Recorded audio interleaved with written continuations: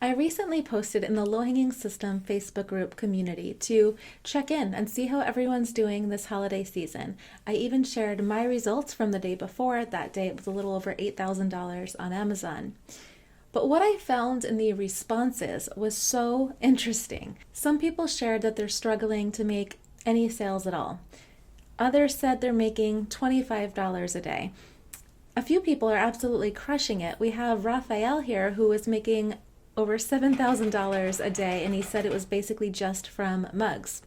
But there was one comment that really stood out to me, and I've just been thinking about it and replaying it in my mind a lot since the person posted it. He posted, let me actually find it. He said, LOL, well, I made $25 yesterday, living the dream with LHS. Was that sarcasm? Maybe, right? But what I've learned is that how we view those small wins can really make or break our success in print on demand. No, just to be clear up front, I want to share some more things. The examples that I share with you here, these are real examples from my community, but everyone's results, of course, are different. My point here is they tell a really powerful story, though, about what's possible and then what matters most in this business. So let's dive in. Okay, so as I said, we got a ton of different responses when I posted and asked how people were doing, and we still are. I mean, we have anything from RJ saying here he's living the dream. We had someone else post that she was a few $100s shy of hitting 50,000, not in one day, for the year. Then I thought this was interesting. This person says it's her first holiday season. I'm already taking notes for next year. She's excited. She's getting 1 or 2 orders daily right now. And then someone else said she's twinning with her, also started this year, and just started getting sales. She's thoroughly enjoying 1 to 2 cha-chings every day. And then there are other people too. I mean, some people were posted they were making 30 sales a day. Some people were saying they haven't made any sales yet, but they're determined to figure it out. I mean, we had a range of different things. It's just wide, and it's interesting to see how different everyone approaches the different stages of their journey. But here's the big takeaway.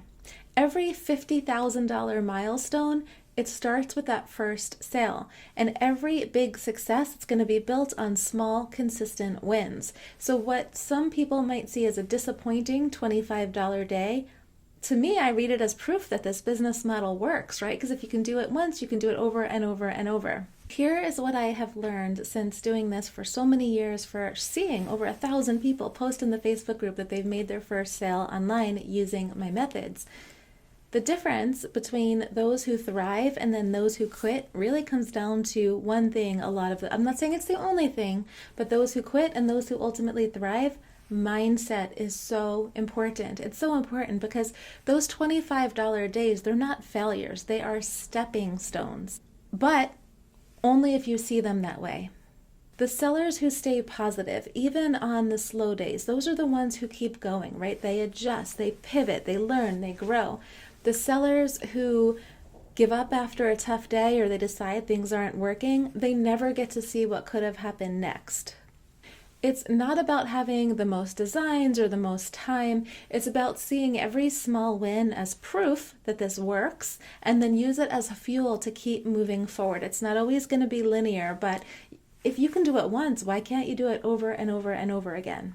So what separates the sellers that are making $25 a day to those who are hitting $50,000 a day or even $7,000 in a single day? Well, honestly, it's not this big magical secret. It's a handful of simple actions that are repeated over time. So here's what I've noticed about the people who thrive in print on demand. First, success leaves clues. So look at what's working, look at the things that I've shared that work or the designs you see are working, look at the keywords that are bringing in sales. Do more of that. Next, patient persistence beats perfectionism. So don't get stuck trying to make everything perfect because you want to focus on progress instead. And one of the biggest things I see that happen is people try to make everything super duper perfect and they just get lost in the weeds and they stop bringing out new products. Which brings me to the next one, which is volume matters. So the more listings that you have, the more opportunities that you create, the more assets you're putting out into the world, the more buy buttons, the more opportunity for people to purchase from you. And one product, it might change everything. You just don't know. So you want to keep adding new products. You also want to keep it Simple. Don't overcomplicate things. Don't try to make these crazy phrases that no one's searching for. Remember, at least with the model that I do, we're going on these buyer search engines. So that means we're going on Amazon, Etsy, eBay. People are typing in exactly what they want to buy. Give that to them. Don't reinvent the wheel. Don't come up with complex. Just give them what they're wanting. All right, next, celebrate progress, because each sale, it's proof that this works. I mean, let those wins build your momentum. We have people posting in the group. They'll get a sale. They'll hear the cha-ching. They'll stop. They'll dance. Do that. Like, good energy breeds more good energy, and it works. I mean, it's not about doing everything perfectly. It's about taking consistent action, and then let those results build up over time and celebrate along the way. Because either way, you're going to be living, like, you may as well make it a happier life, right? So if you are wondering what you can do now to move forward, I would say here is where to start. First, turn, as I said, your small wins into stepping stones. If you made $25, celebrate that. Use it to learn what's working and then do more of that. Next, learn from each sale. So what keywords or what designs brought in that buyer? And can you make more products like that or put them on more different product types or similar designs? Again, you want to build on what works. So when something is working, double down on it. Expand that niche, expand that design. So I like to make a ton of different designs and a ton of different niches. But after I see that a niche is selling, then I go deeper in that niche and I'll make more designs because it just makes sense. Because people are voting with their wallets that they like that niche. You know what I mean? Next, you want to stay consistent. So even when sales are feeling slow, just keep showing up. That is how these big $50,000 milestones can happen. Am I saying that you're going to have $50,000? No, I don't know what your situation is. So I want to be careful. I'm not promising anything, but you start small, you keep building up. I mean, just look at how the maths, right? You get a sale here, build to 25 to 100, etc.